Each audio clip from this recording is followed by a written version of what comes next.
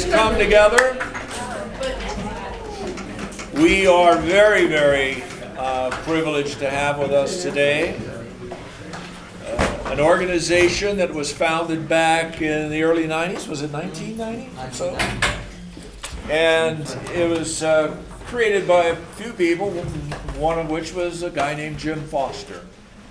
And it was done to give young people who lay outside the realm of norm, and we all know what normal means, right? Who knows what normal means? And it's what the majority are doing, right? It's what the majority is doing. How we ever came up with that word for such a silly social action, I'll never know. Nevertheless, Positive Images was created, and it was created for giving a place of respite and understanding and friendship to mostly young people. I guess you serve any age now that walks in. 12 to 24. 12 to 24. And give them a place to come and feel safe, feel like they belong, and feel like they have understanding. The director now is Javier Rosales, which is my good friend now of a number of years. And he and his crew have come to talk to you about their world and to try to broaden your understanding and raise your awareness. So let's welcome them.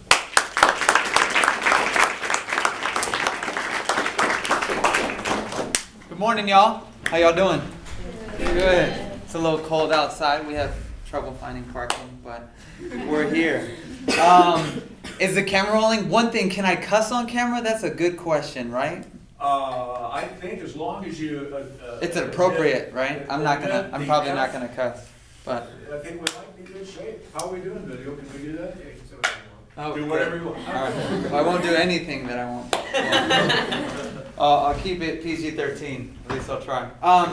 My name is Javier. You can call me Javi for short if you see me out on the streets. I recently graduated from Sonoma State about a year and a half ago now. So it's good to be back. I was in Spain for a little while, enjoying my life.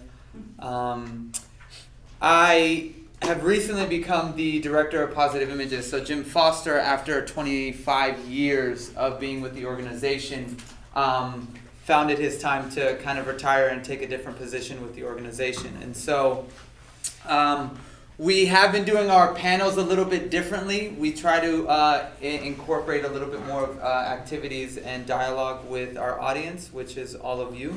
I'm sure that there may be some questions at the end, things that you want answered. First, before we start, I just want everybody to know that when we do hold our spaces, whether it's for our support groups or any panels that we do, we just ask for a sense of a code of confidentiality. So if you do see one of us on the street, I'm fine with it. If you say hi to me, hey, whatever, are y'all okay if they say hi to you? Okay. Just not being like, hey, there goes those gay kids from that one gay place, and, point and say things like that's not cool. So can we get a thumbs up for everybody in confidentiality? Solid, thank you. So how we're gonna go through a couple things. We're gonna do a little activity first. Then we're gonna break down some terminology. How many have we separated anything around like gender identity, gender expression, sex, sexuality, romantic attraction? Does everybody know what those things are? Raise your hand if you know all of those really well. Good, so then we'll go through those.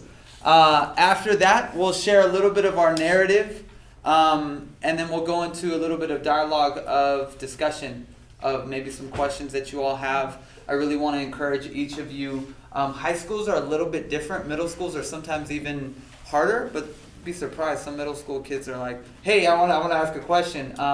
But high school, it's really difficult for people to speak up in fear of being a target, or if I ask this question, people are going to think I'm this or I'm that. I really want this to be an educational opportunity for all of you and for us. I think we learn a lot from all of you, and vice versa. So we'll get to that. Sound good?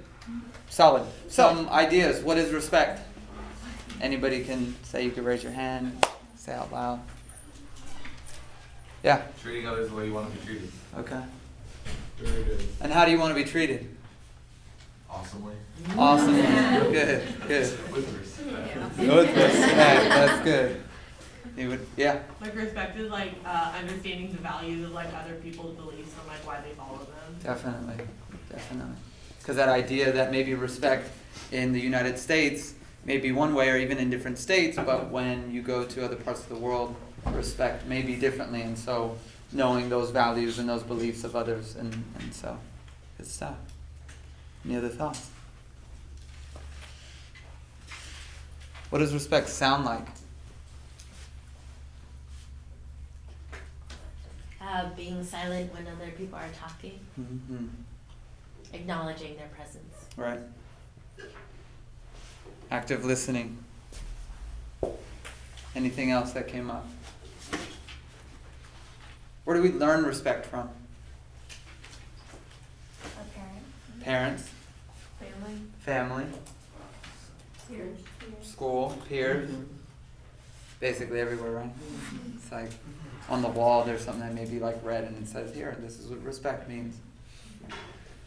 So one of the reasons, and we have a little bit of a shorter time schedule, but the reason that we bring up respect is because we feel, and I think we all may feel, that to have an essential and really fluid dialogue, a discussion about things that may be hard to talk about, or have once upon a time been taboo, and in some places still taboo to talk about, opening up a space where we all are respecting each other is really important, so that we can actually get the message across. And it's not to say that everybody in this room has to agree with anything, it's just that we're respecting what's being said, and so that we can have an open mind and express our own beliefs, our own thoughts, to kind of get some common ground. So thank you all for taking that time to discuss respect. It's good stuff. So before we go into our narrative, I'm going to have these wonderful two folks over here introduce themselves and go over about 5 different terms that may come up during our narratives, and just going to break them down really quickly. So if y'all want to do that, and if you want to stand up too so everybody can see. The camera's back there too, so say hi. Hello. My name is Michael. I'm Aiden. We're going to be talking about the differences between 5 different things: sexual orientation, romantic orientation, sex, gender identity, and gender expression. So, who knows what sex is? You know, like in the context of this, you know, I'm not talking about intercourse. Yeah. I'm talking about, you know, your bits. So, like sex, you know, it's the idea of, you know, a combination of body parts that allows you to be either male or female, you know? Like, so that means, you know, your gonads, your testicles or your ovaries, your genital organs, and, you know, your secondary sex characteristics, meaning like facial hair and breast growth. So that's what sex is. And it's not gender identity. Nope, No. So, not at all. So sex does not determine the person's preference. No. Yes. So gender identity is their gender. It's what they identify. So whenever the person goes by certain pronouns, it could correlate with their gender identity. Yeah. So like examples of gender identity are like man, woman, non-binary, gender fluid, etc. Like there's a whole world of possibilities.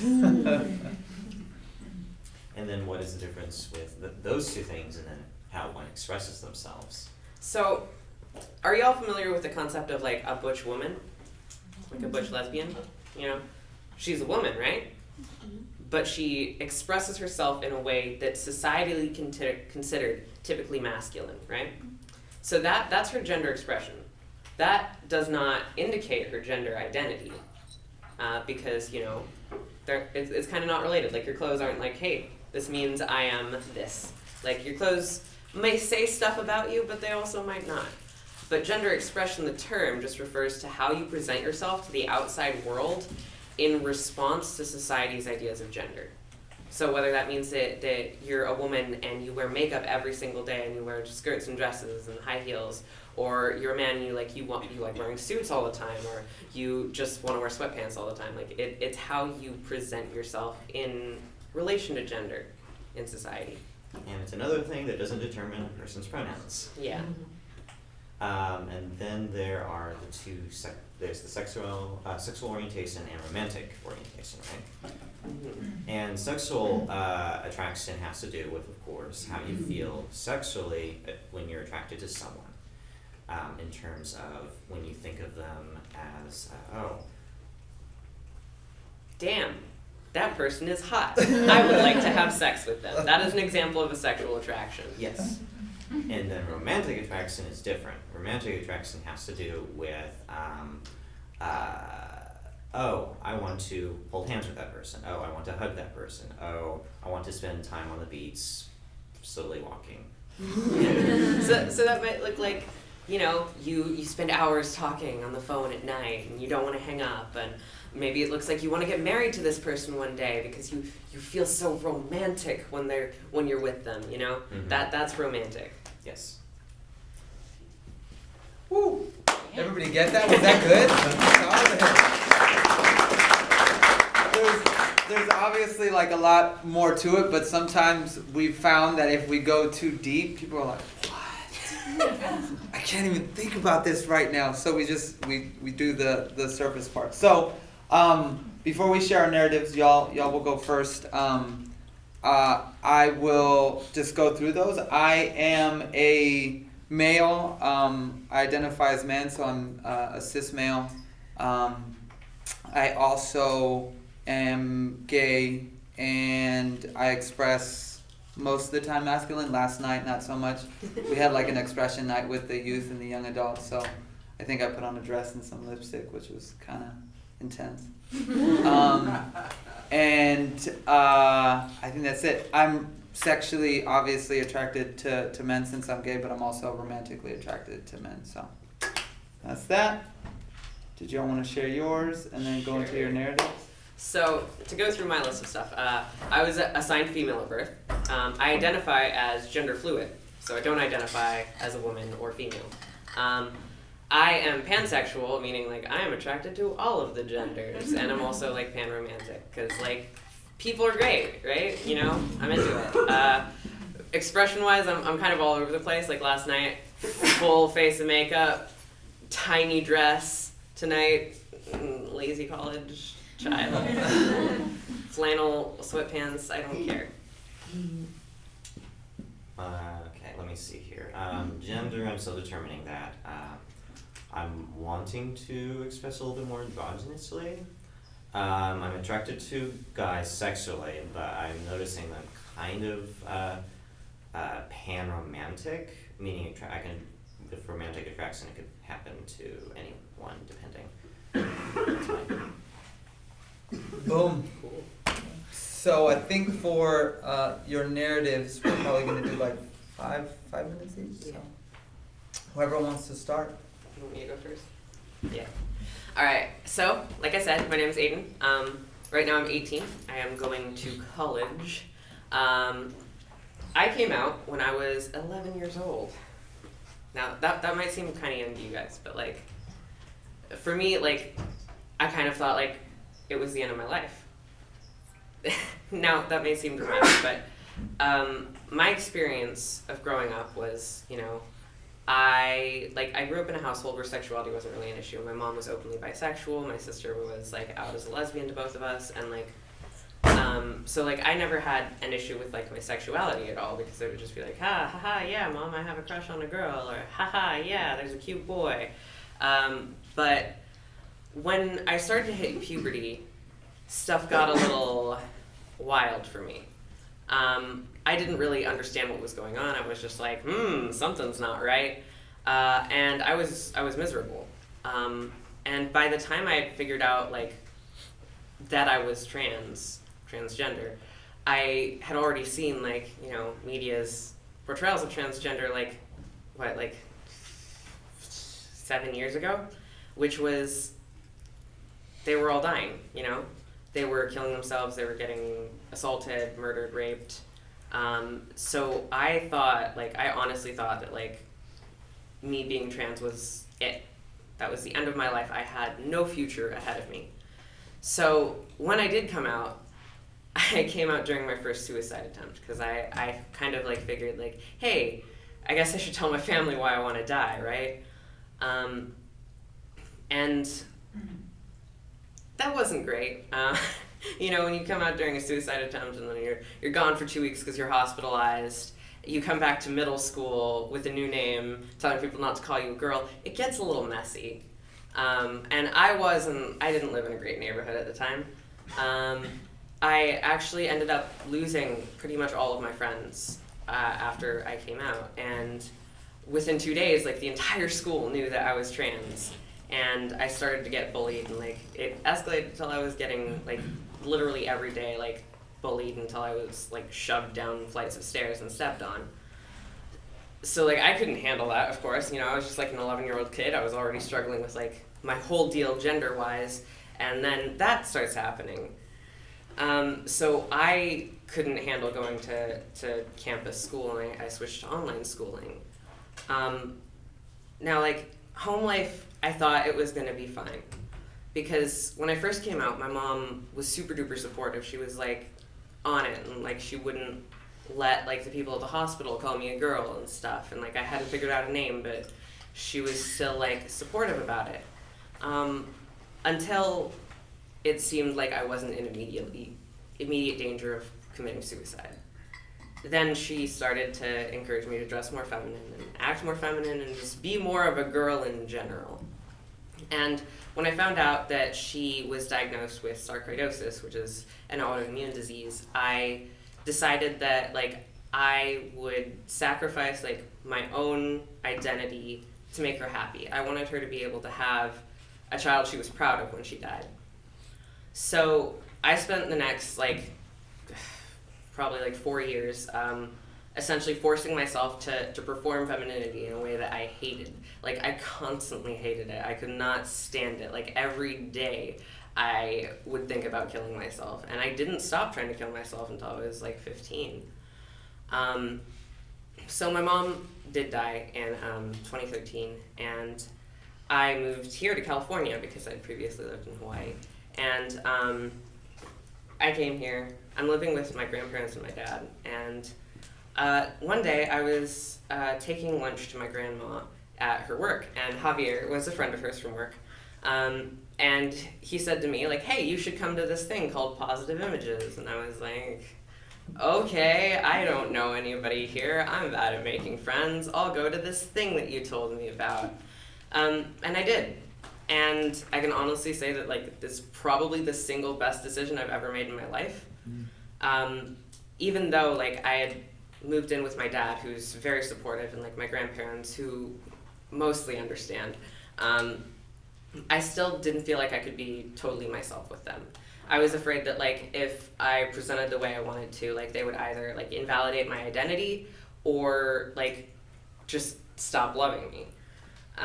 So I didn't really have the courage to be myself or get onto the treatments that would help my dysphoria, which is the it's a term that refers to the experience of like feeling disconnected and like something is wrong with your body.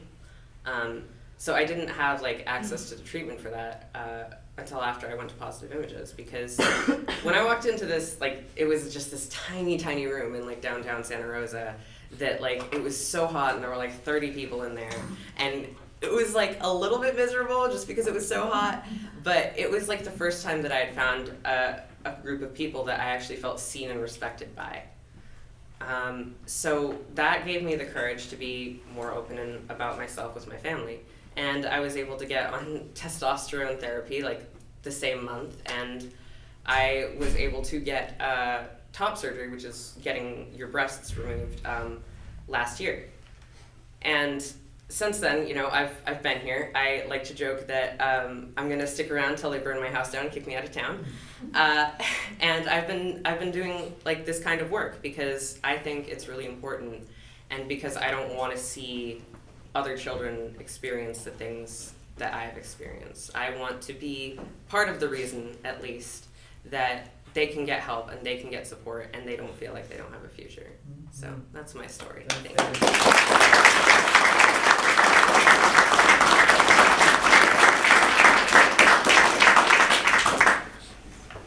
So, introduce myself. Let me reintroduce myself. I'm Michael. I'm 24 years old. I've been doing panels for a while, but I still tend to get a little bit nervous, and you probably can tell a little bit from my story why. I was homeschooled a lot with my schooling when I was growing up, and I pretty much presented in the way that I wanted to present physically, and when I was younger, I grew out my hair, and it was even easier to do that because after my sister passed away, my family stopped going to the Mormon church for a little bit, so I didn't have to worry about that. But by the time that we gone back to it, it being around the time that they were trying to pass Proposition 8, proposition that banned gay marriage, not only did I have to deal with people kind of confused to the reason why I was not presenting entirely masculine in their standards, I had to worry about them thinking about something simply because of how I presented. But also, I was slightly ignored by them, and also either that or referred as the long-haired boy. When I gone back to public school, which was the first year of my high school, I was kind of not ready to being in an environment where there was a lot of people, because I was used to there being either a small amount of people around or no people at all in terms of school life. So my hair was so long at that time, and at the first of the year I was trying the best I could, but something happened where they switched me to a class I didn't want to be switched to, and people were asking me whether I was gay or questioning my gender, because if you're, for some reason, if you're short and you look younger and you have longer hair, you look feminine, I guess. So after a year at that high school, I failed most of my classes, and I didn't go to school most of the days. So I gone back to homeschooling for the rest of my homeschooling high school years. It wasn't until I was 15 when I realized what gay really meant, other than what it was used as. And then I knew that I was at that moment gay, and with my experiences of my hair being longer, I knew not to tell anyone, and I was terrified to say anything, and I was pretty much closeted for years, even after finding that out.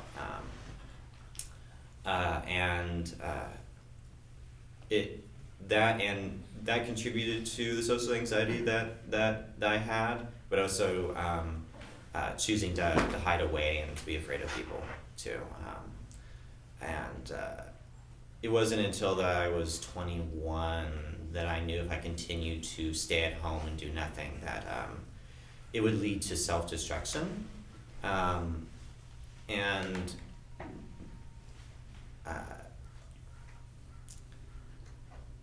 I heard from a therapist I was going to about positive images, and I'd gone to their meeting, and I didn't necessarily have any assumptions or anything.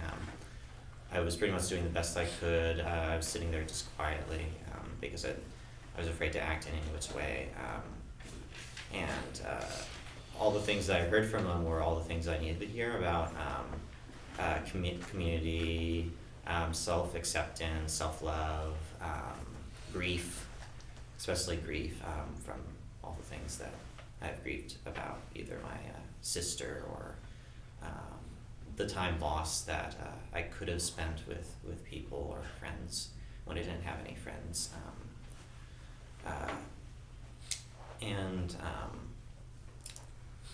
From that, it started the journey that I needed to take to start the healing from the damage that either that was inflicted by society or from my own self.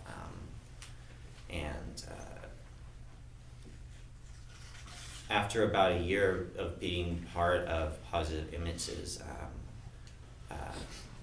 my sister came out to me as being transgender, came out to me as being a woman, and from the time that I spent with PI, it helped me learn about the community as a whole, and I knew exactly what to do, which was to accept her as who she is. It was different from my sister than it was for me when I came out to my family. I kind of forgot to talk about my coming out story. For me, it was they kind of anticipated it, but for my sister, they didn't necessarily anticipate it. So my mom was afraid that my sister would commit suicide or regret transitioning. But in reality, my sister was feeling hopeful and lost and depressed that she couldn't present as who she is. And my mom, over time, figured that out and respected how she felt about her identity. My dad, he reacted with denial. He stated that he didn't anticipate it, and my dad continued to use the same pronouns as he was used to referring to my sister as, and the same name. It wasn't until after my dad picked my sister up from her work, and he was continuously using the wrong pronouns and the wrong name at her, and my sister ran out of the car crying and told my mom about it, and then my mom having a lengthy conversation with my dad, argument, that he figured that he was doing harm, and to respect her gender identity.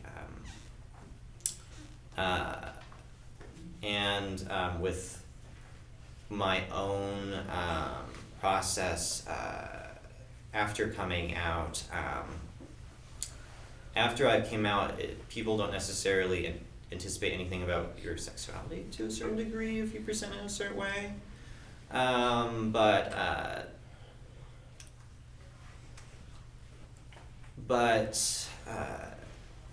So for me, the fears were only like when I was gonna date someone. For my sister, it was a little bit harder. While she was transitioning, she had to deal with people either using the wrong pronouns or confused with her gender and asking her questions about it, or it had to do with either the bathroom, like if she were to go to one bathroom, they point to go to the other bathroom. If she were to go to the other bathroom, they point to the other bathroom, which was kind of not fun for her.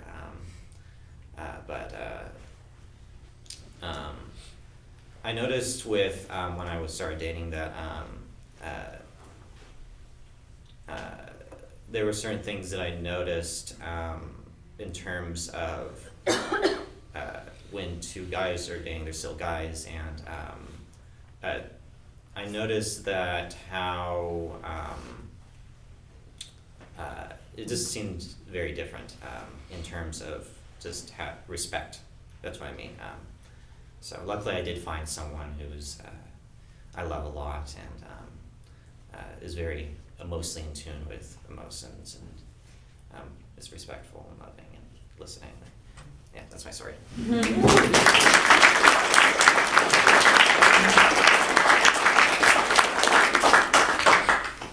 We're going to open up for just questions in just a minute. I just wanted to share a couple things from my experience. I'm originally from San Francisco. My mother's from Nicaragua, my dad's from Puerto Rico. And being raised in the Mission District in San Francisco, there was, even in a place where we think is a lot of diversity, there's still a lot of different cultural traditions, ways that we need to be, ways that we need to act.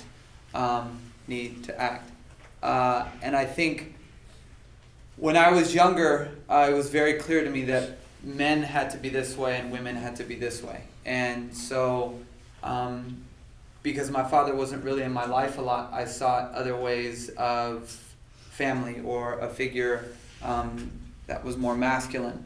And so, when I was at an Irish Catholic school in San Francisco, Catholic schools are the worst. Not to mention it was Irish. Nothing against Irish folk. They're great. Just the Irish Catholic Church is really intense. For most of that time, I was probably, out of 50 kids in my class, I was one of, 3 other Latinos. And so when I would go to school, there'd be this like culture shock, because when I would go home, everybody in my household speaking Spanish. When I'm out on the streets hanging out with my cousins, we're speaking Spanish. Or we just have different ways of interacting. There's just a lot more love and compassion and just like fun. And so when I would go to school, it just seemed like really boring. The uniforms didn't help either. They were like this really crappy, ugly turquoise. I love turquoise, but just it was an ugly turquoise color. And so, it was just very uniform-like, just everything. And so when I was in 6th grade, my sister and I, we would make fun of different Disney films. And so we watched 101 Dalmatians. How many of you seen 101 Dalmatians? So we know Cruella de Vil, right? And there's a scene where she has that big like cigarette in her mouth, and she says something along the lines of like, "Cheerio, darling, cheerio," and then she slams the door and she walks out with her dead dogs around her neck. God, what a bitch. So at that point, the next day I was kind of a class clown, so I would go and I would try to make the girls laugh, because the girls make really funny noises when they laugh. And so when I said that, it was like an opportune time. I can't precisely remember what it was, but when I said it, there were a couple of my homeboys around. And the next day when I came to school after that, they started calling me gay or faggot or queer, and plenty of other things that I'm not going to go into detail about. And so at that point, I started recognizing that not only did the church not accept who I was, but a lot of my society and the people that I connected with didn't see that as something that was normal. I didn't even see that it was something that was normal. It was that whole thing of like praying the gay away. That was me for about 8 years. I didn't come out until I was fully come out until I was about 22. I'm 28 now. When I was in high school, transitioning from an Irish Catholic school to a very diverse high school, I started hanging out with my cousins more on the mission. And so I started associating myself with more of the Norteño gangs in San Francisco. And so with that persona came a family, a sense of protection. So if anybody made fun of me, they're making fun of all my homeboys, and then people just don't want to do that. So I instilled a sense of fear. I carried with me in the way that I dressed, the way that I acted, the way that I spoke. It was apparent to other people that they don't mess with me or anybody else within my neighborhood or within my kind of clique. And so that was amazing. I love that feeling of people not making fun of me. But one of the things that I really got into after I came out and processed was I put myself in situations on a daily basis that could have ended me in death, incarcerated, or in some really, really bad situations. And so for a long time, there were fights that I was getting into. I was slanging weed and just hanging out with the worst type of people. And so to hide my sexuality and not be who I was taking on a persona that I could easily be killed or put in a situation that was way worse. And so that dynamic was very real for me. And the work that we do is to try to shatter that stigma around sexuality and gender, so that people can really recognize that people are just trying to be people. We're here on a daily basis just trying to live. And so when somebody decides to attack me based on who I'm fucking in my room or on the couch or in the kitchen, it's unbelievable to me. It's like, I'm not trying to be with you, so just move aside and get out of my way. But that's life, and we deal with it on a daily basis. So that's a little bit of my story. My dad, for coming out, my dad was cool about it. He just said, as long as you're happy and you're making money, cool, man, love you. And my mom, when I came out to her, it was a little bit difficult because my auntie came up to her and said, I think you should ask your son if he's gay. And so when she came up to me and she was like crying and very emotional, she wanted it to be the experience of me coming out to her. not my auntie coming out to her for me. So she was really hurt by that, but she loves me. She says some real funky stuff sometimes. She's like, "So you sure you don't like girls?" I mean, she's real cute. You should. I'm like, "Mom, let's not even go there right now." So that's me. That's us. Any questions that we can open up for discussion? I think we have a few. Yeah, we have about like 6 minutes. So.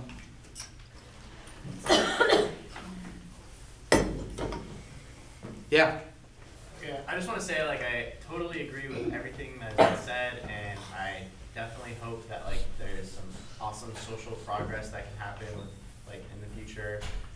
My question is just for, like, as a college student who works in the service industry, and, like, when you meet someone in public, like, how do you not gender somebody, or, like, what do you want to, what kind of pronouns should someone use, or, like, yeah, I don't know, it's open-ended, you can go where you want with it. Personally, I make a conscious effort, like, constantly to not gender strangers unless it's, like, incredibly necessary. Like, if somebody is making it obvious that they won't, like, figure out who I'm talking to unless I gender a person, then, like, I'll do it, but I don't like doing it.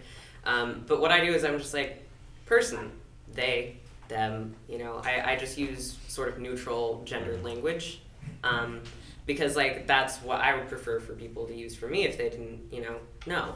I think with regards to, like, being in the service industry, I think folks is a wonderful word, and it's a great replacement for, like, guys or ladies, for, like, situations when, like, folks might not be all of the same gender, or, like, maybe you're gendering everybody wrong at the same time, who knows. But, like, yeah, like, I often get called, like, ladies when I'm out with, like, my grandma, but, like, sometimes I'll get called, like, guys when I'm out with, like, my friends, and it's just like, we're just people. And I think that, like, for like figuring out, like, what pronouns to use for somebody, like, I think in general, like, a really sort of safe way to invite somebody to share that with you is to introduce yourself with your pronouns that you prefer. Like, hi, my name is Aiden, I prefer he or they pronouns. Because then, like, it's not putting their gender into question, it's you're sharing a piece of information about yourself, and it invites them to do the same.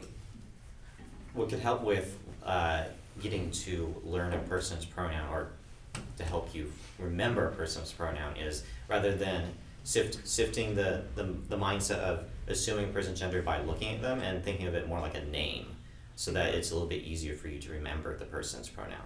So I was like, hi, you look like a Joshua. I'm going to call you Joshua now. Is that cool? Like, it's just, like, not something that people do. And, you know, there's a reason for that. Because, like, it's kind of, it feels like people aren't respecting you if they're not respecting how you identify. And I think sometimes with what comes up a lot is, well, what about people who don't identify within that spectrum, and you're asking them, like, you present yourself as, these are my pronouns. And they're like, what the hell are pronouns? I was like, English, y'all.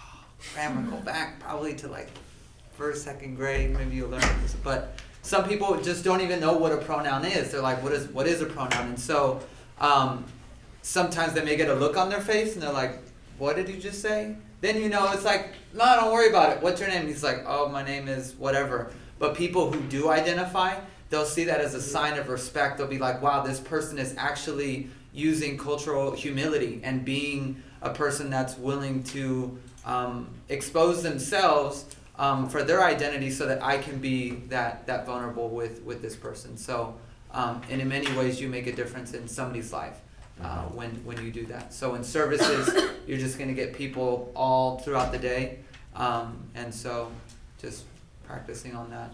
It's difficult because we don't do it a lot. We haven't been doing it, so. What can we do as a community to help? How can we make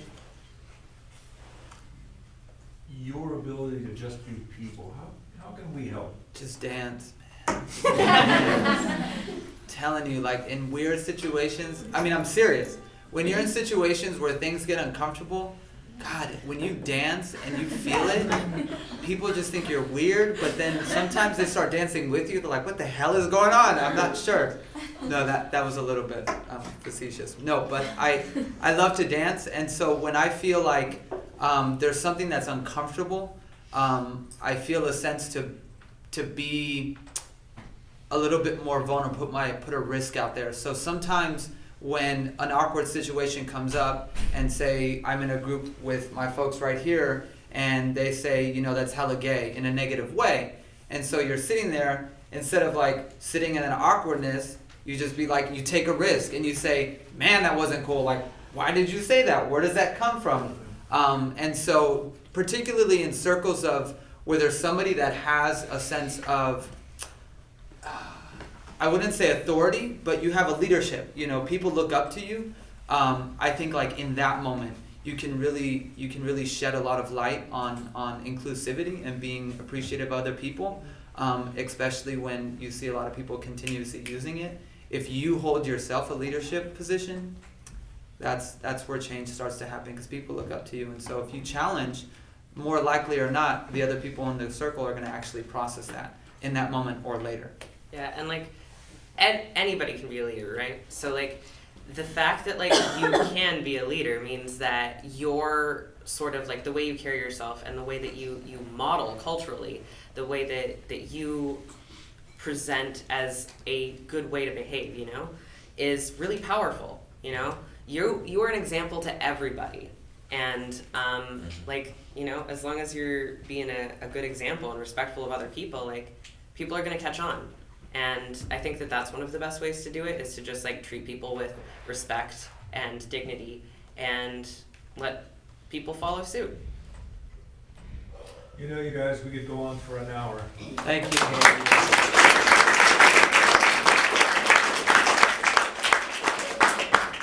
Positive images, everyone. You know somebody that's out there? You know somebody that's suffering out there, that feels alone out there, that doesn't feel safe? You know where to send them. Send them to Hobby and the gang, because they'll take care of them and make them feel like they got a life worth living. Thank you all. So give them another hand.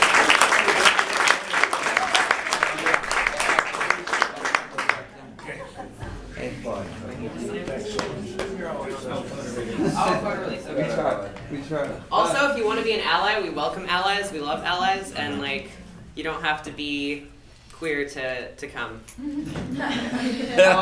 We'll leave brochures in the back, so if y'all want to contact us with other questions, you need support within your workspace or whatever that looks like, there's the number and our email on the back. It goes directly to me, so if you have questions for them, I'll send them to them as well. So. Great. And do, please, participate. Stand up. Become involved. You see things going on that is just not right. Stand up and be counted. Say something. Get yourself involved. Our next two speakers, the wonderful Lynn Campbell and Janelle Navarro, are from an organization called PFLAG. It stands for Parents and Friends of Gays and Lesbians. No, it doesn't. It stands for Parents and Friends of Lesbians and Gays. That's what it is. Hence the acronym PFLAG. It ends in G. So they've got a great story that they want to share with you, so let's bring them up.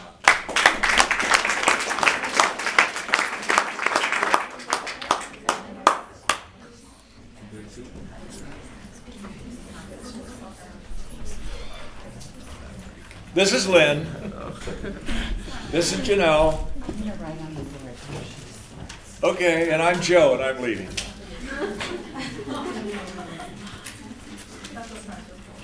I'm going to give you just a little tiny synopsis of what our organization does and how it started, and then I'm going to let Janelle tell her story. It's a wonderful story.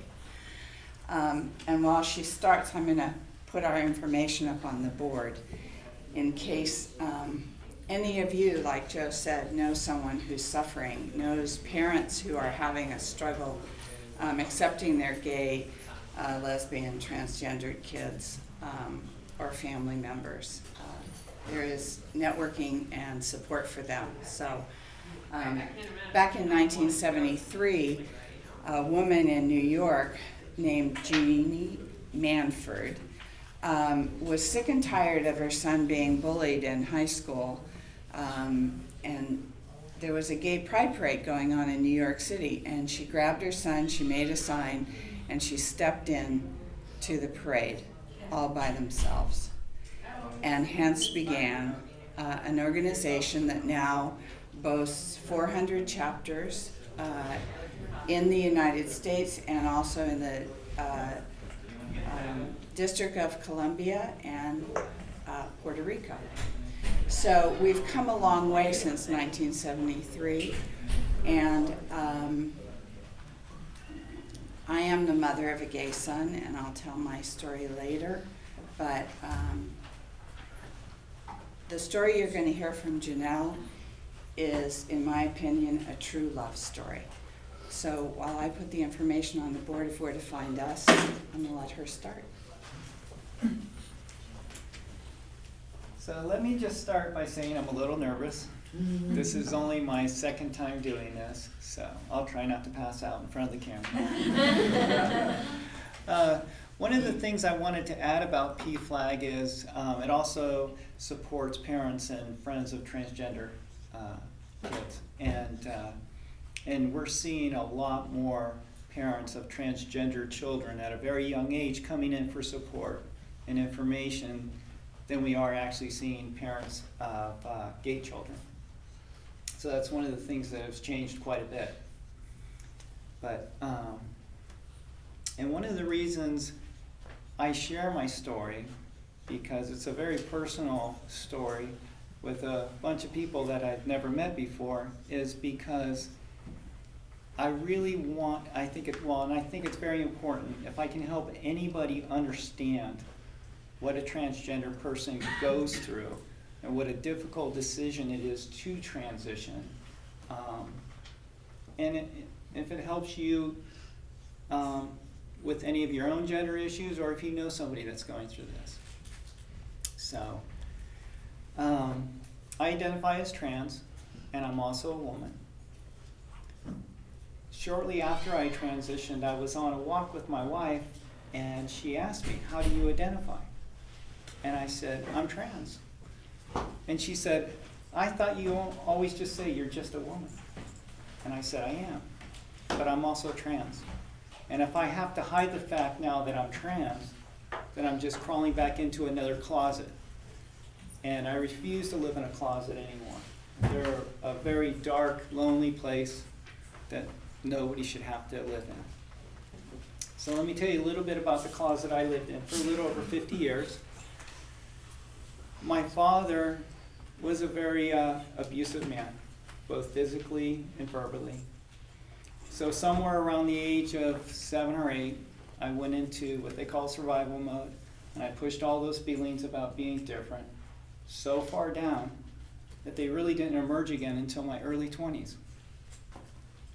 And by then I had met my wife, my soulmate. We fell in love, got married by 23. By 25, I had my first of 2 children. And that's when all these feelings started coming back to me. And here I am married with 2 kids, and I'm starting to feel now like I want to be a woman and to express a feminine side of me that I didn't even know where it was coming from. And it was very scary for me.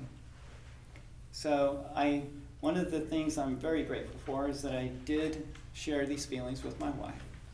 And neither one of us really understood fully what they meant at that time. So as time went on, somewhere along the line, I don't even remember where I got my first bag of clothes, but I had this shopping bag full of women's clothes in my closet. And after I would take my kids to school in the morning, I would pull it out and I would dress in women's clothes. And it just made me feel wonderful and so at ease with myself. But then when it was time to put those clothes away and then be that other person again, that's when all the guilt and the shame and the fear came to me. And then I would promise myself that I would never do it again, and I would put those clothes back in the bag and shove them in the far corner of my closet. And I would try to keep them there as far and as long as I could, but the longer I could keep those feelings away, the harder they would come back. And it was just a continuous cycle like that, fighting the feelings, trying to concentrate on work, my children, and just my life. Because in my heart, the fear was so great that if anybody found out, my life would be over. You know, I mean, my wife was very understanding and compassionate, but how could she stay with me once everybody knew? So, but somewhere around my 40s, I found my faith.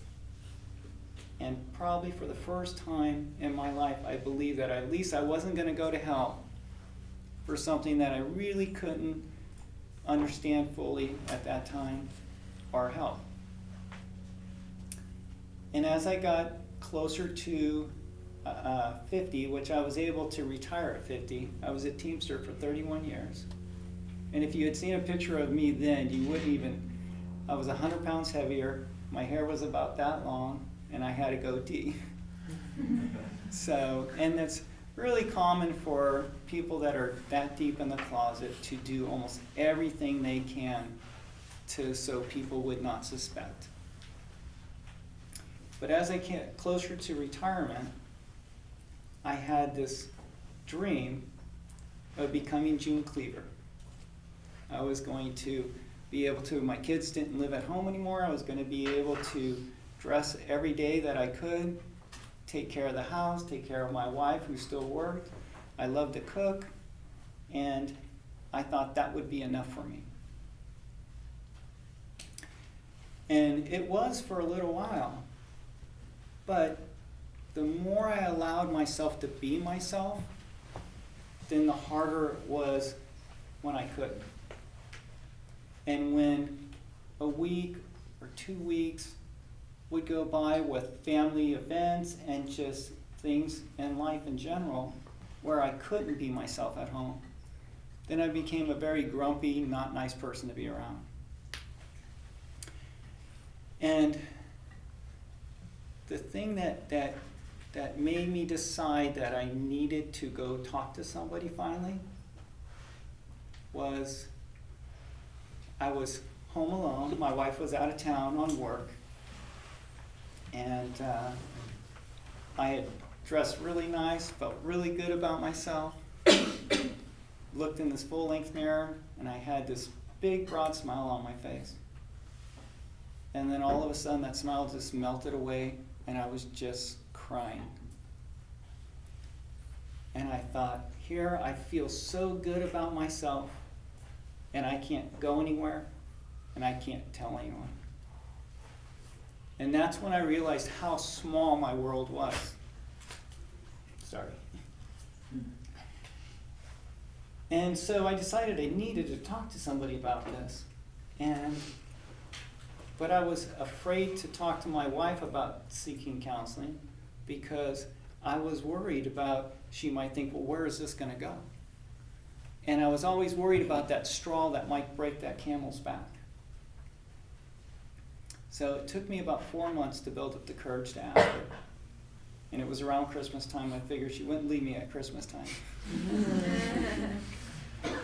So I just asked her, I said, what do you think about me going to see somebody to help me better understand this? She just smiled and said, I think that's a wonderful idea. And so I did. I started researching. I found a therapist that had some gender experience.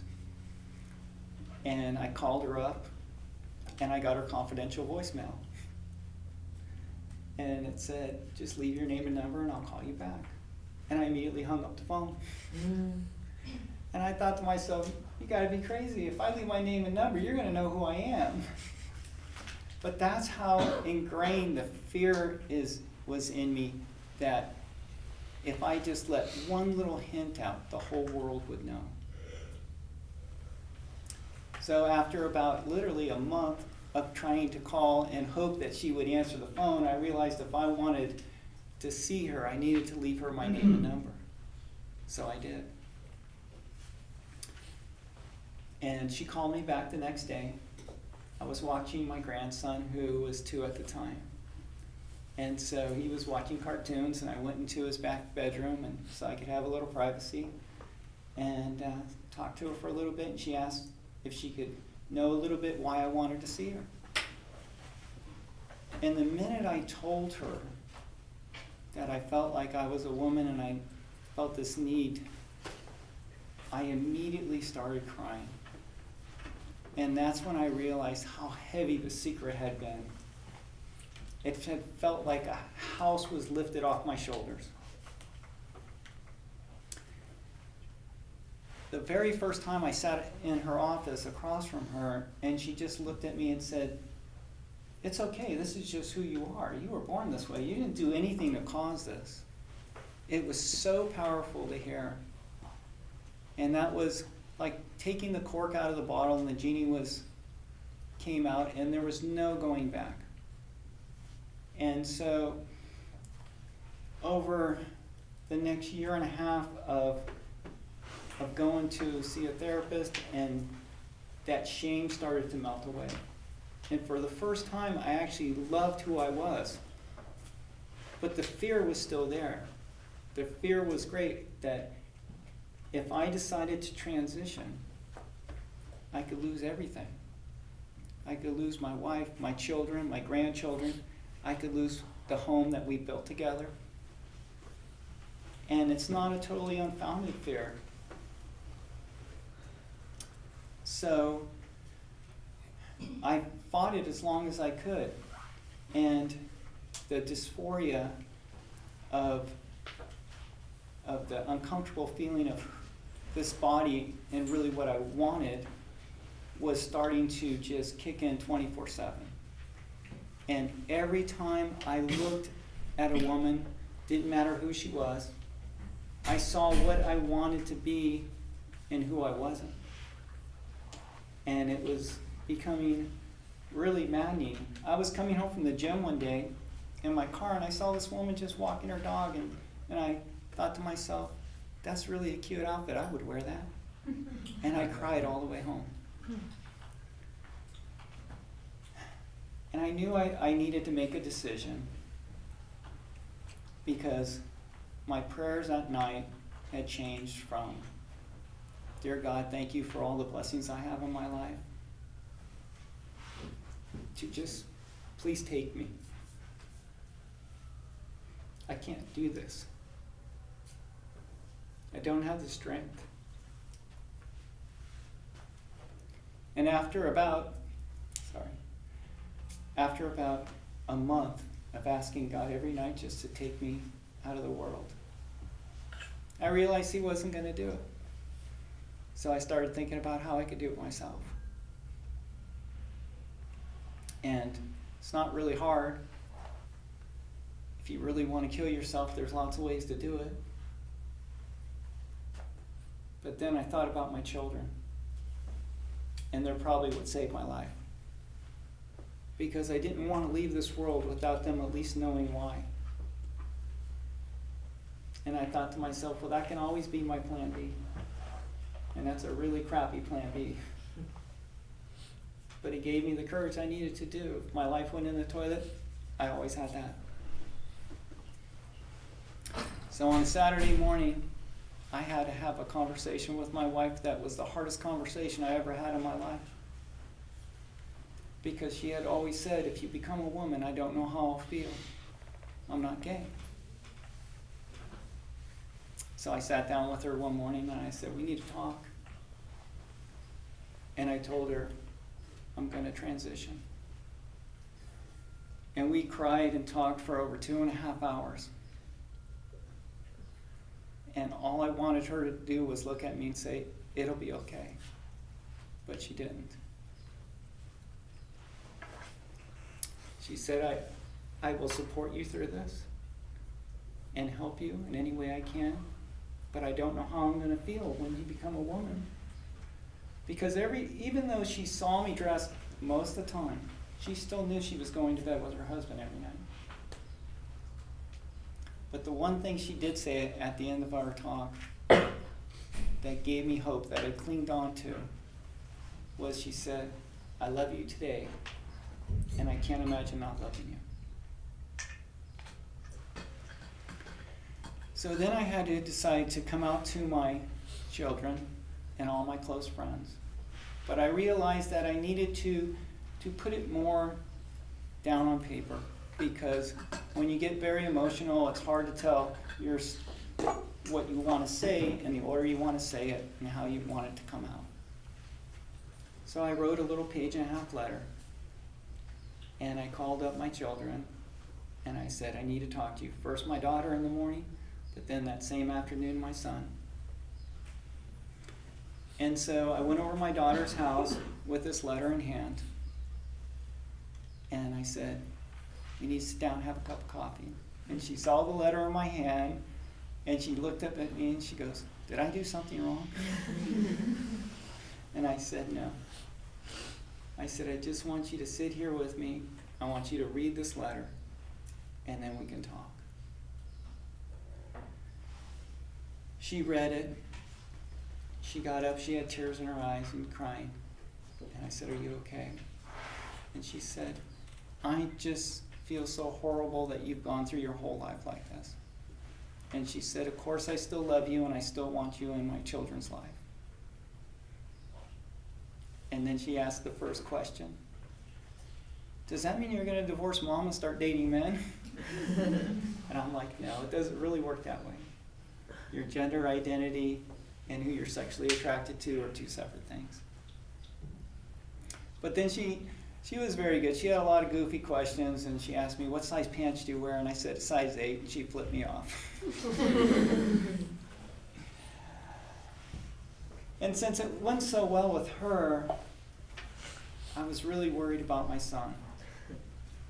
And he called me on his way home, and he said, can we do this on the phone? You know, he's trying to get out of it. And I said, no, it's really important. I really want you here. It won't take very long. And he said, did I do something wrong? And I said, no, it's just important. So he came over, and it was just him and I, and he sat at my kitchen table, and I said, I want you to read this, and then we can talk. My heart was beating so fast. I never heard so much silence in my life as he turned the page, and he never looked up. And then when he was done, he just got up and put his arms out and gave me a big hug. And he said, I love you. And I said, you have some questions? And he asked the same question. Are you going to divorce mom and date them? And he didn't ask a lot of questions. And then he went home, and I had told them to share it with their spouses. And so I get a text from my daughter, and she wanted to know if her and her husband could come over. And I said, sure. And then a little while later, I got another text, and I thought it was my daughter again, but it was my daughter-in-law. And she just said, Dad, I love you. So when my daughter came over, we went in the backyard, and we were talking, and she says, and my wife was there, and she says, this opens up a whole new possibilities for Father's Day. And I said yes, and she goes, what's your favorite color?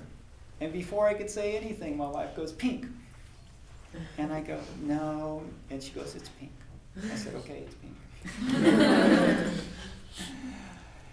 And the relief I saw on my wife's face was probably for the first time she realized that her family was going to be okay. We just celebrated 35 years of marriage this year. And I can't tell you how incredible it feels just to get up and just be yourself every day. And not have to be somebody else and then try to be yourself when you couldn't. I told my therapist after about 1.5 years of being full-time, I said, you know, we're doing better, my wife and I, than probably we were before, and I never thought I could say that. And I went home and I told my wife that what I had told the therapist, and she just said, that's because you're so much happier. But there are costs to do this. 1.5 years into this transition, I almost lost my brother. We didn't talk for 8 months. At the same time, I almost lost, I did end up losing a very close family friend who I considered a sister, and she had known me since I was 4 years old. But both my brother and her made this about them and what I had done to their life and taken away from them. Luckily, my brother decided that he didn't want to lose me. And him and I are doing really well now. But the costs that a lot of other transgender people end up facing are horrendous. 25% of the transgender people after they come out will lose their employment.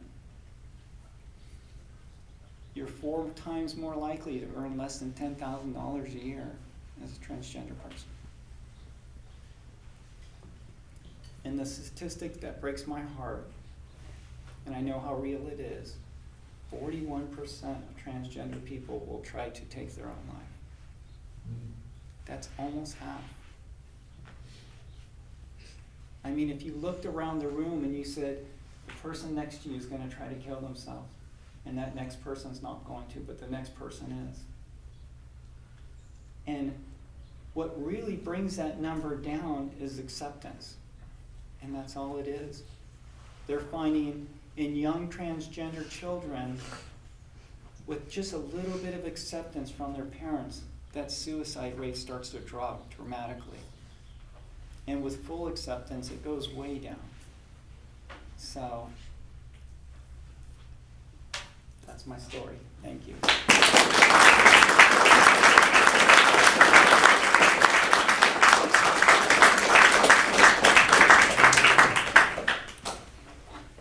And I also want you to know that Janelle runs a trans group, which is sort of an offshoot of PI and PFLAG, at the same place. When do you meet? I'm sorry. The second and fourth Wednesday. Okay, so second and fourth Wednesday for the trans group at 7? No, 6. 6. And his wife, who, you know, she really stayed in the background on this. She's a very shy person to begin with. She's a very good friend of mine. And I have seen this woman blossom since all this started.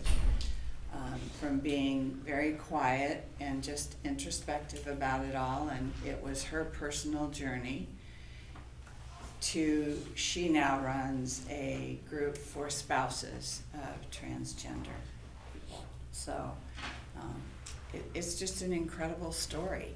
And it just has to absolutely do with what Janelle said. Just, first of all, accepting oneself. And in the LGBT community, there is a lot of internalized homophobia, which means they hate themselves. So the number one issue is, first of all, they need to learn how to love themselves. And then secondary to that is the acceptance that comes from their family and friends to raise that level of consciousness in everybody, to have outcomes like that. And that's what we're looking for. That's what we've always been looking for in PFLAG. When I came into PFLAG 21 years ago, this December 18th, we were dealing mainly with parents and some friends and families of gay children, lesbians and gay children. I had a gay son. He was a junior at USF. I'm also Irish Catholic. I wish Javier had stayed, but he already knows that because we're good friends too. I was raised in Catholic school. I'm the oldest of 8 children in San Francisco. I had 4 sons. My second son is gay. I sort of knew this from the time he was in junior high, but like I think it was Michael said, or I'm sorry, Javier said his aunt came out to his mother for him. I didn't feel that it was my place to ask him if he was gay. If he was, he would come to me and tell me eventually. So it wasn't until, like I said, his junior year of college that he decided to come to me and tell me. And the way he did it was kind of interesting. It was 10 o'clock at night. We had had a big Christmas, our annual neighborhood Christmas party that Friday night. This was Sunday night. We were all pretty tired. Most everybody had gone to bed except Adam and I were staying up. We are the night owls. And he said to me, "Mom, you want a glass of wine?" And I thought, a glass of wine at 10 o'clock at night, this is not going to be good news. And all of a sudden, when he went to get the wine, I don't know why the thought came into my head, but I just thought, this is it. This is it. I know he's going to tell me. And so he sat down on the couch, and I didn't think about this for years and years later. And when I did think about it, it just hurt my heart so much that we were such a close family, and we talked about everything. And when he sat down on the couch, he sat with his back against my arm and completely turned away from me. And I never thought about that body language until, like I said, many years later. And I realized that it didn't matter. He knew I loved him. He knew there was nothing he could ever do that would make his father or I stop loving him. But that shame, that internalized homophobia, there it was. And he started to kind of fumble around with his words and say things like, "So I just wanted to tell you that so-and-so at work is, going to fix me up with this person," not he or she, "this person that works at the bank, and they," again with the pronouns, being really careful. And he was struggling so much, I just finally said to him, "Adam, are you trying to tell me you're gay?" And he turned his body around and he said, "Well, Mom, I don't know." And this is pretty typical of kids when they first come out. They kind of try to hit you with, "Well, I might be bi." I don't know. I could be bi. But I know I'm not straight. And that's what he said to me. I think I could be bi, but I know I'm not straight. And in my head I said, "You're gay." And it's okay. And it's okay. And it really, truly, honestly was okay. I probably loved him more in that second than I did the second before he told me. But what I didn't expect was all the fear that came up in that moment for me. Number one, he's going to get AIDS and he's going to die. He would have made such a great dad. He, of all my boys, would have made such a great dad. He'll never have kids. I want my son to be happy. He's never going to have a life partner. He's never going to be married. He's never going to have someone to love him forever. People are going to hate him just because he's gay. They won't even have to know him. They'll just hate him. That's the part that wasn't okay for me or with me. But Adam, true to form, came with his little bag of tricks. He had so much information on PFLAG. For me, it just ended up in my lap. The bad part was I had to wait until the end of January to go to my first meeting.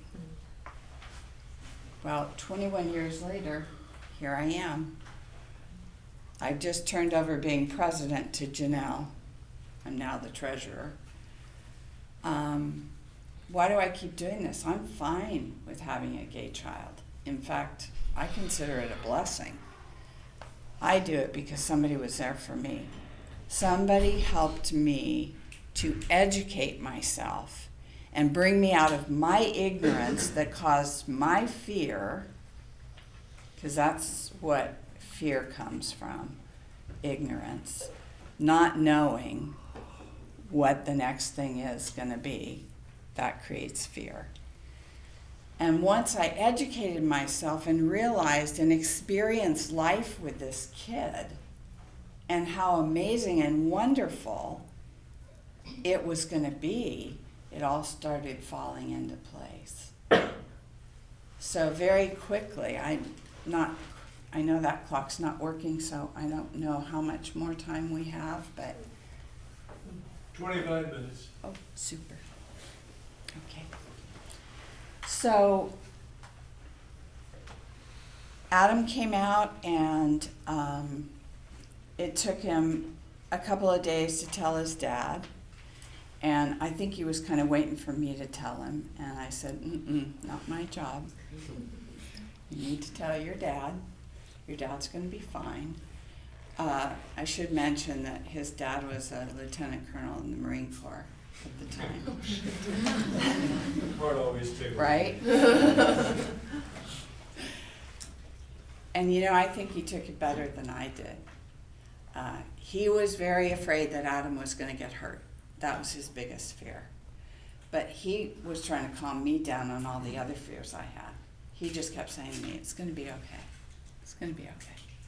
We love this kid. He's a great kid. What are you worried about? Well, a couple of years after Adam came out, he met this fella that he brought home. And he brought home quite a few of the fellows he dated. And for the most part, I liked every one of them. They were great guys. But this guy, there was something about him. And I remember when my third son, he had told all his brothers, and they were fine with it.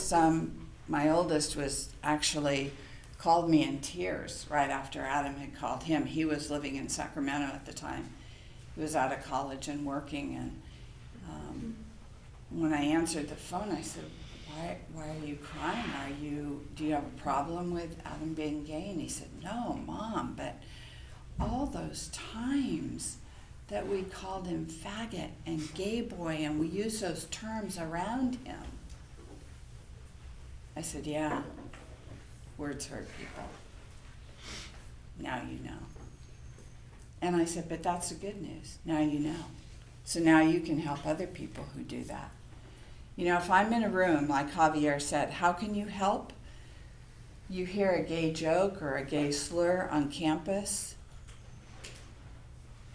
I will bet you a dime to a donut that every single one of you knows someone who's gay.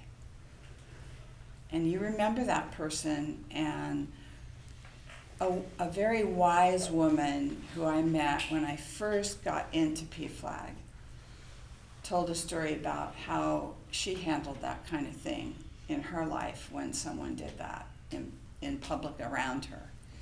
And she never engaged someone in an argument trying to make them feel the way she felt about this issue, and neither will I. I can only tell you my story and how I feel and why, and the rest is up to you. But she would hear a gay joke in a social situation, and she would just simply say to that person, you know, I have a gay son. That's kind of offensive to me. And she'd walk away. Powerful, really powerful. You don't need to use angry words to change minds. In fact, quite the opposite, I think. If you do encounter people that are so, up against you on this issue, I find it's better to just leave it be, because if you react in a more negative way, it just seems to give them more permission to keep their position up there. So diffuse the situation, agree to disagree, and walk away. Well, my third son didn't talk about it for a long time. And I let him be because he was 13, 14 at the time. So I knew he was discerning his own sexuality at that point. And I know he was thinking, oh crap, what if I'm gay? And so I let him chew on it for about 6 weeks. And when he didn't come and say anything by then, I sat him down one day and I said, so Dev, what's going on with you and Adam? How do you feel about all this? And he said, well, Mom, is he gonna like come home and like have his arm around some guy, and is he gonna hug him and kiss him in front of us? And that's gonna be like weird. And I don't know, other than, because I am a woman of faith, I will say that the Holy Spirit was in my mouth at that point and just gave me the words. And I just said, so you want Adam to live a loveless life, is that it? Affectionless, and you don't want him to be happy and have a love interest and be able to do the same things that you get to do with your girlfriend. And he just looked at me and said, I never thought about it that way. So that was all good. Well, then appears my son-in-law to be, which I didn't know that at the time, but I just know that I instantly thought, if I could have handpicked somebody for Adam, it would be this guy. Well, they were together for about, 2008. They've been together 19 years, March 17th. They got married in 2008, the day before the election, which put Prop 8 into effect. They had been on an around the world trip, and they had been due back on December 23rd. But watching Prop 8 on the internet, they knew they were afraid. They needed to get married before the election, so they came home early. We had a big party for them on Sunday, the day before they got married, here in Santa Rosa at the courthouse. And we had all their close friends and family. Justin's mother flew down from Oregon. And a secret I had been keeping since June of that year finally got told at this party by Justin and Adam and my oldest son's wife, who was then pregnant with their first child. She had told them several years before that she would be happy to carry a baby for them, but she didn't want to use her egg because that would connect her biologically to this child. She wanted them to find an egg donor. Let me tell you, the process of in vitro for a gay couple, every heterosexual couple should have to go through this screening. The four of the adults had to have psychological testing. They had to each have a lawyer, and the baby-to-be had a lawyer, a guardian ad litem. The process was probably close to $100,000 by the time they finished. And then we had this beautiful baby girl, Parker Rose, who was born a year later on March 10th. And then my third son's wife said a year and a half after Parker was born, well, I want to do this. I want to be next. And so the process wasn't quite as involved at that point because they had done most of the preliminary work. And so there were 4 eggs left. The first 2 eggs were implanted in the spring of that year, and unfortunately at 5 weeks she lost those babies. But 6 months later, they tried again with the last 2 eggs, and 9 months later, we had Milo and Quinn, a boy and a girl. So all those fears that Mama Lynn had on December 18th, all those years ago, not one of them ever came true. Not one of them. In fact, the people we've met, the experiences we've had having a gay child have been some of the most memorable, wonderful moments of our life as a family, and everybody should have a gay kid. It's a wonderful thing. We had an incident, and because of confidentiality, I'll share this with you, just to really have you know exactly how much I mean that. We had a situation where one of our sons got a girl pregnant. She was younger than he was. He didn't know it at the time. And I remember being so distraught over this, and my husband being really concerned about how distraught I was.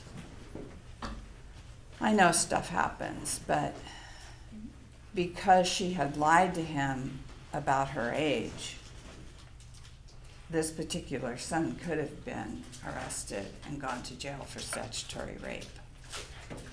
And I remember saying to my husband that night when he came up to bed, and I was just completely done in, and he said, "What can I do for you? I'm concerned about you." And I said, "I wish they were all gay." That was easy. This is really hard. So there's a lot worse things that can happen to parents other than having a gay child. So again, I invite you to, Monday night is our meeting for October. We welcome any straight allies. We are catering mostly at this point to young families who have transgendered children who are anywhere from 5 to 14 years old. And these young parents are going into the schools and they're advocating for their trans kids, and they're telling teachers and administrators that their children are going to be dressing, their children do need to be provided safe bathrooms, their children will not accept bullying in that school against their child. And so there's just this whole new realm of parents coming up. And, you know, I've said for many years in this classroom, I hope there comes a day where PFLAG and organizations like PI will not be necessary, but we have a lot of work to do. But it's a very, very hopeful future. And I think your generation and the next generation is just, you know, hatred is a learned behavior. And even though it's alive and well in a lot of places in our world, I think that here our kids are smart and you're using your brains and you're saying this doesn't seem right, and you're the change that's going to happen. We see it every month in PFLAG with the generation of parents that are coming up now for us. So we'd love to take some questions if you have them for I've got a Janelle question. or I. Did you bring any pictures of the twins, Mark? They're on my phone. Maybe if you have questions for one of us, I can look. I was confused. For your son, he had his sister-in-law, both his sister-in-laws Both sister-in-laws. were willing to provide a baby for them. They actually were considered what we call a surrogate Yeah. womb. Yeah. Womb. It's a difference. Yes. So they got an egg donor, and then it was my son Justin's sperm both times because originally they had thought, well, maybe Justin will provide the sperm for the first time, and the second time it was offered, maybe Adam would. Well, you know, technically, that would make those children not biologically connected. So they wanted that to happen, that they would be completely biologically connected for a lot of reasons. You know, if they should have health issues later on in life, that would be important. So that's how that happened. Thank you for that question. So how do, I know I used to work for a school district, and I know children can be really mean. So how do parents, how do they go into the school district and you know, like, tell these teachers, to stop bullying? Like, how do you control children? Well, first of all, So repeat the question for the film if you wouldn't mind. sure. The question is, how do parents go into schools and advocate for their child against bullying in the schools? Well, every parent that comes into PFLAG with that question, you know, I don't know what to do, my child's being bullied, and I tell them it's very simple. There is a law against bullying in the state of California. And it is the legal responsibility of any administrator in any school in California, if they have been made aware that there is bullying going on, it is their responsibility to make sure it stops. It really is that simple. So these parents who are experiencing this with their children need to familiarize themselves with this law and set it down in front of the administrator, because I have heard that there's a lot of teachers that know the bullying's going on, a lot of administrators that have been told the bullying is going on, and for whatever reason, be it political or whatever, they choose not to go up against the parent of the bullier. So, you know, they cannot do that. It is against the law to bully. So. I've been to your phone and the pictures you're supposed to get. Would you like your phone passed around? And then I'd like to show it to the video camera if that's all right with you. Wait till you see these guys. They're absolutely gorgeous. Well, at least the last time I saw them anyway. Right. I don't have any grandchildren. I actually have 15 grandchildren. How many? 15. 4 of them are sort of adopted through marriage, but. Did you have a question? Yeah, Lizzie. Actually, for you. Okay. How have you been able to like maintain your marriage with your wife? How has that been? That's a good question, because there was a lot of, I guess for me, there was a lot of anxiety. Because I remember we had some friends over, and they asked her how she was doing. And she said, well, I take it day by day. And to me, I took it as, I'm here today, I can be gone tomorrow. And so when we went in the kitchen to get something out of the refrigerator, she saw I had tears in my eyes. And so I shared that with her. And she just said, no, that's not what I meant. I meant if we ever get to a point where we need to go to counseling for it and talk about it, we will. And I think one of the things that I had on my side was the fact that she had always known that I had gender issues. And I mean, I had never thought that this was ever going to be a possibility. I mean, I was convinced that it wasn't going to happen in this lifetime. And but most people transition because they get to a point where they just can't be that other person anymore. It's not because, oh, I feel like a woman and I want to dress in woman's clothes, so okay, I'm going to step over here. It's and face all this stuff. They don't do it usually for that reason. We're seeing a lot more of that in the younger kids now, though, and it's because the climate is starting to change a little bit, which is wonderful. But my wife she's just has the ability to see the person she fell in love with. And I'm very grateful for that. And we're just open and honest, and when I have, issues, because one of the things when you go on hormone replacement therapy, you literally go through a second puberty. And so at the age of 54, I went through puberty, female puberty, which, if you remember, your emotions are up and down, and every once in a while she'd see me a little bit out of whack, and she'd go, "When's your next therapy appointment?" So it's just communication and just and the acceptance on her part. And I did want to share one other thing since you asked that question. One of the things she has to face now is when we're out in public, people that don't know us automatically view her as a gay woman, a lesbian, but she's not. And it's interesting, I was working with Kaiser on a lantern project. They got a group of people together to try to better understand and serve the transgender community. And we were in this workshop, and I met this other couple, and there was a trans man and his partner.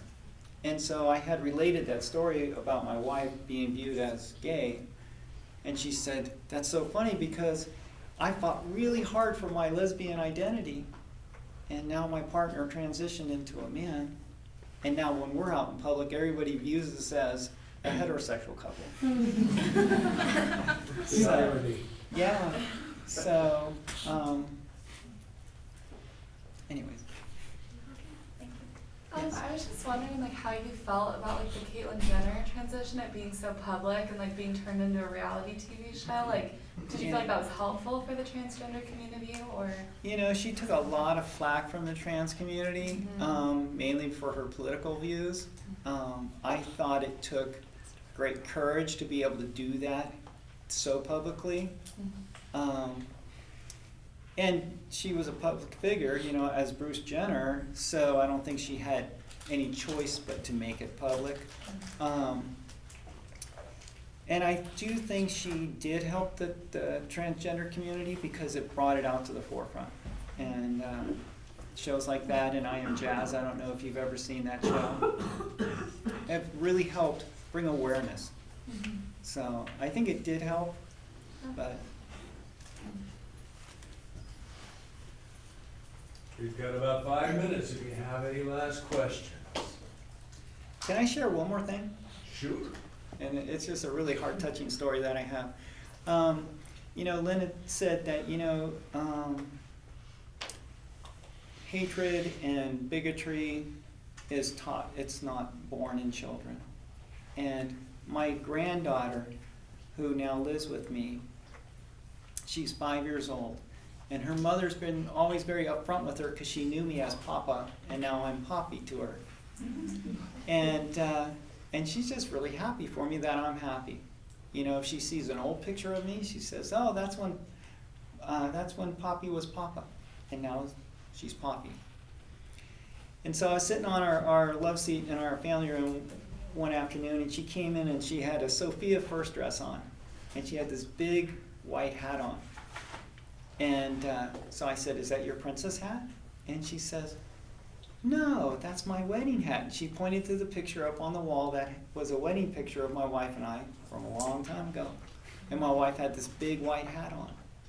And all of a sudden she looked at me and she had this really sad look in her eyes. And she said, "Oh, that's right. When you got married to Mimi, you had to be a boy, huh?" And she was sad for me. She got it. And she's 5 years old. So. Lynn, Janelle, thank you so much.